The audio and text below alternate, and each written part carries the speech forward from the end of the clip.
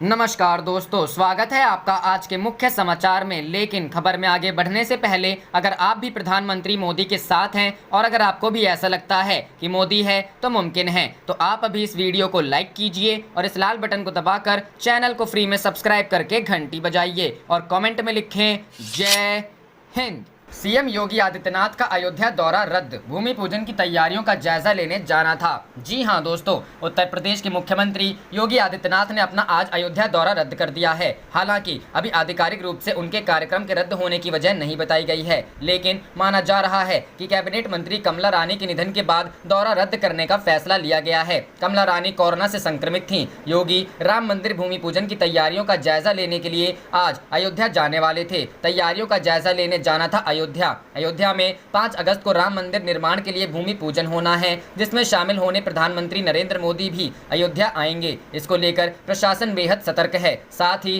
Corona संक्रमण के खतरे को देखते हुए भी तैयारियों में सावधानियां बरती जा रही हैं। इन्हीं सबका मुआयना करने सीएम योगी को आज अयोध्या जाना था। हालांकि कमला रानी के निधन के कारण सीएम के कार्यक्रम रद्द कर दिए गए हैं, जिसके चलते वह आज अयोध्या नहीं जाएंगे। सीएम ने जताया निधन पर दुख। कमला रानी वरुण पिछले साल ही योगी सरकार में कैबिनेट मंत्री बनी थी और प्राविधिक शिक्षा विभाग का जिम्मा उनके कंधों पर था। उनके निधन पर मुख्यमंत्री योगी ने भी अपना दुख जताते हुए संवेदना व्यक्त की है। सीएम ने ट्वीट कर कहा, उत्तर प्रदेश सरकार में मेरी सहयोगी कैबिनेट मंत्री श्रीमती कमला रानी वरुण जी के असमय निधन की सूचना व्यथित करने वाली है। प्रदेश ने आज एक समर्पित जननेत्री को खो दिया। उनके परिजनों के प्रति मेरी संवेदनाएं। ईश्वर दिवंगत आत्मा को अपने श्री चरणों में स्थान प्रदान करे। करते हैं अगली खबर की तरफ। 5 अगस्त तक अरबपति हो जाएंगे रामलला, रोज बढ़ते जा रहे दानदाता। जी हां दोस्तों, रामनगरी अयोध्या में राम भक्तों की 5 सदी की तप तपस्या मंदिर के प्रतिफल के रूप में साकार होने जा रही है। तो रामलला के बैंक खाते में 5 अगस्त तक 1 अरब रुपए से अधिक धनराशि जमा हो जाने की उम्मीद है। अयोध्या में भारतीय स्टेट बैंक तथा पंजाब नेशनल बैंक की जिस शाखा में श्री राम जन्मभूमि ट्रस्ट का खाता है, वहाँ रोजाना 150 से 200 लोगों की इंक्वायरी आ रही है और लोग खाता नंबर आदि की पड़ताल कर रहे हैं। इसके साथ ही यहाँ रोज बड़ी संख्या में धनराशि भी जमा हो रही है। इसी कारण बैंक कर्मी अनुमान लगा रहे हैं कि 5 अगस्त तक ट्रस्ट के खाते में 100 करोड़ रुपए की अधिक धनराशि जमा हो जाएगी। मौजूदा समय में करीब 35 करोड़ रुपए ट्रस्ट के खाते में जमा हो चुके हैं। रामलला के मंदिर निर्माण में यहाँ पर तो छोटा बड़ा योगदान करने के लिए देश भर में जबरदस्त उत्साह दिख रहा है। श्री राम जन्मभूमि तीर्थ क्षेत्र ट्रस्ट के खाते में धन भेजने के लिए स्टेट बैंक तथा पंजाब नेशनल बैंक की शाखा में रोज फोन घनघना रहे हैं। करते हैं अगली खबर की तरफ। चलो चलो अयोध्या धाम, तुम्हें श्री राम बुलाते हैं, भजनों से जोश भरती थी कानपुर की टोलियां। जी हां दोस्तों, अयोध्या में राम मंदिर निर्माण के लिए भूमि पूजन की घड़ी एकदम नजदीक आ गई है। तो इससे प्रसन्न मंदिर आंदोलन से जुड़े रहे लोगों में उस दौर की यादें ताज़ा हो उठी हैं। कार सेवा में शामिल रहे शहर के कार सेवक बताते हैं कि प्रभात व संध्या फेरी राम मंदिर आंदोलन के दौरान लोगों के रग रग में जोश भरती थी। चलो चलो अयोध्या धाम, तुम्हें श्री राम बुलाते हैं जैसे गीतों से युवाओं की टोली गली और मोहल्लों में माहौल बनाती थी। युवाओं का उत्साह बढ़ाने के लिए संघ, विहिप और बजरंग दल के वरिष्ठ पदाधिकारी भी इनमें शामिल होते थे। कानपुर की भजन टोली इतनी मजबूत थी कि उसे अयोध्या में भी कई मौकों पर भजन गाने का मौका मिला था। शिलान्यास से पहले जब 3 दिन उसी स्थान पर डटे रहने के निर्देश मिले तो कानपुर की टोली ने वहां भी पूरे दिन भजन गाए। यूं तो केंद्रीय नेतृत्व से फेरियों में श्री राम जय जय राम मंत्र जाप करने के निर्देश थे, मगर बजरंग दल के पदाधिकारियों ने तमाम फिल्मी गानों को भजनों की लय में बदला। भजनों को भी फेरी से जोड़ा। सुबह 6 बजे निकलने वाली फेरियां तो सादगी से निकलती थीं, लेकिन संध्या फेरी में ठेले पर लाउड स्पीकर भी लग जाते थे। टोलियां रात में करीब 8:30-9 बजे निकलती थीं। सौगंध राम की खाते हैं, मंदिर वहीं बनाएंगे, होनी होकर रहती, टाले नहीं टलती, ऐसे ही तमाम भजन व गीत गाए जा रहे थे। विहिप के प्रांतीय उपाध्यक्ष रहे डॉक्टर रमेश चंद्र शर्मा के मुताबिक कानपुर में उस समय 48 सत्संग संचालित थे। संस्कार भारती के अवध प्रांत के प्रभारी रमेश मोरोलिया बहुत अच्छे भजन और गीत गाते थे। करते हैं अगली खबर की तरफ। राम मंदिर भूमि पूजन, खुफिया एजेंसियों ने पूरे प्रदेश में बिछाया सुरक्षा जाल, पूरब से पश्चिम तक हर संदिग्ध पर नजर। जी हां दोस्तों, अयोध्या में 5 अगस्त को होने वाले राम मंदिर के भूमि पूजन कार्यक्रम में प्रधानमंत्री नरेंद्र मोदी समेत कई विशिष्ट व्यक्तियों की मौजूदगी को देखते हुए सुरक्षा की दृष्टि से खुफिया एजेंसियों ने पूरे प्रदेश में अपना जाल फैला रखा है। पश्चिमी यूपी से लेकर पूर्वांचल तक के जिलों में सभी संदिग्धों पर नजर रखी जा रही है। एटीएस की टीमें हर इनपुट पर तत्काल सक्रिय हो रही है। अयोध्या के सभी संवेदनशील स्थानों पर सुरक्षा बेहद कड़ी कर दी गई है। शासन ने खास रणनीति के तहत ही अयोध्या के आसपास के 9 जिलों में एडीजी, आईजी व डीआईजी स्तर के पुलिस अफसरों को तैनात किया है। ये अफसर अपनी निगरानी में खतरे वाले सभी स्थानों की चेकिंग करा रहे हैं। सैकड़ों संदिग्धों के मोबाइल नंबर सर्विलांस पर लेकर नजर रखी जा रही है। जिहादी विचारधारा से प्रभावित संगठनों से जुड़े लोग भी रडार पर हैं। बाहर से आकर होटलों व धर्मशालाओं में रुके सभी लोगों की तलाशी कराई जा रही है। अयोध्या में होटलों व धर्मशालाओं में रुके लोगों के बारे में स्थानीय अभिसूचना इकाई लगातार जानकारी जुटा रही है।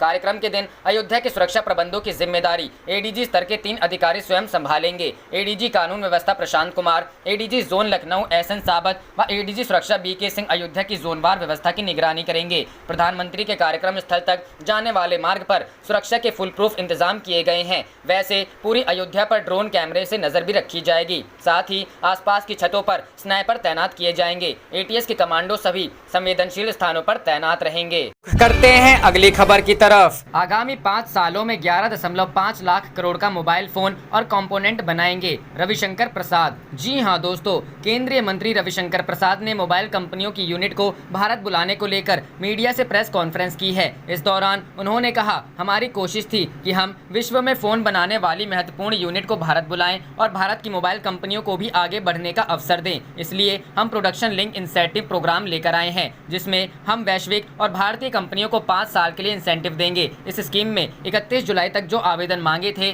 उसमें 22 कंपनियों के आवेदन आए हैं। सब कंपनियों ने बताया है कि वो आने वाले 5 सालों में 11.5 लाख करोड़ का मोबाइल फोन और कंपोनेंट बनाएंगे। अगले 5 सालों में वो उत्पादन का 60% निर्यात करेंगे, मतलब 7 लाख करोड़ के मोबाइल और कंपोनेंट निर्यात करेंगे। अगले 5 साल में वो 3 लाख भारतीयों को सीधे और करीब 9 लाख भारतीयों को अप्रत्यक्ष रूप से रोजगार देंगे। करते हैं अगली खबर की तरफ। विश्व में सर्वोच्च होंगे श्री राम, वर्ल्ड रिकॉर्ड में भी दर्ज होगा श्री राम का नाम। जी हां दोस्तों, अयोध्या में भूमि पूजन के कार्यक्रम का मुहूर्त तय होते ही श्री राम की उस प्रतिमा पर काम शुरू हो गया है, जो अयोध्या ही नहीं भारत को विश्व के पटल पर सबसे ऊंचा स्थान दिलाएगी। उत्तर प्रदेश सरकार ने अयोध्या में भगवान श्री राम की 251 मीटर ऊंची प्रतिमा लगाने की तैयारियां शुरू कर दी है। इस प्रतिमा को बनाने का जिम्मा एक बार फिर देश के सर्वश्रेष्ठ मूर्तिकार राम सुतार को सौंपा गया है। इससे पहले भी राम सुतार ने गुजरात में सरदार पटेल की 183 मीटर ऊंची प्रतिमा डिजाइन की थी, जिसने नए कीर्तिमान रचे। इस वक्त राम सुतार भगवान राम की प्रतिमा के निर्माण में व्यस्त हैं। उनके मुताबिक भगवान राम की प्रतिमा का डिजाइन पारित होने के बाद उन्होंने मुख्यमंत्री योगी आदित्यनाथ के साथ बातचीत की है, जिसमें मुख्यमंत्री ने कहा कि यह प्रतिमा पूरी तरह से स्वदेशी होनी चाहिए। जिसके बाद राम सुतार ने आश्वासन दिया है कि यह प्रतिमा पूरी तरह से स्वदेशी होगी और वह इसे केवल उत्तर प्रदेश में ही बनाया जाएगा। निर्माण कार्य शुरू होने के बाद इसके निर्माण में लगभग 3.5 साल लगेंगे। वहीं उम्मीद की जा रही है कि अयोध्या में राम मंदिर के निर्माण के भूमि पूजन के बाद प्रतिमा के निर्माण का काम पूरी तरह से शुरू हो जाएगा। करते हैं अगली खबर की तरफ। चारों तरफ से सील हुआ अयोध्या। पुलिस ने 5 लोगों के साथ खड़े होने पर लगाया बैन। बन रहे 1.11 लाख लड्डू। जी हां दोस्तों, अयोध्या में राम मंदिर पूजन के लिए जोर शोर से तैयारियां चल रही हैं। 5 अगस्त को प्रधानमंत्री नरेंद्र मोदी राम मंदिर निर्माण के लिए भूमि पूजन में शामिल होंगे। पीएम मोदी के अयोध्या आगमन को लेकर क्षेत्र में कड़े इंतजाम किए जा रहे हैं। बताया जा रहा है कि अयोध्या में प्रोटोकॉल का पालन किया जा रहा है। प्रशासन ने सुरक्षा व्यवस्था को ध्यान में रखते हुए शहर को चारों तरफ से सील कर दिया है और कहीं भी 5 लोगों के जमा होने पर पाबंदी लगा दी है। इतना ही नहीं, सुरक्षा को लेकर तमाम एजेंसियां मीटिंग कर रही हैं और अयोध्या में सभी इंतजाम हाई सिक्योरिटी के साथ कराए जा रहे हैं।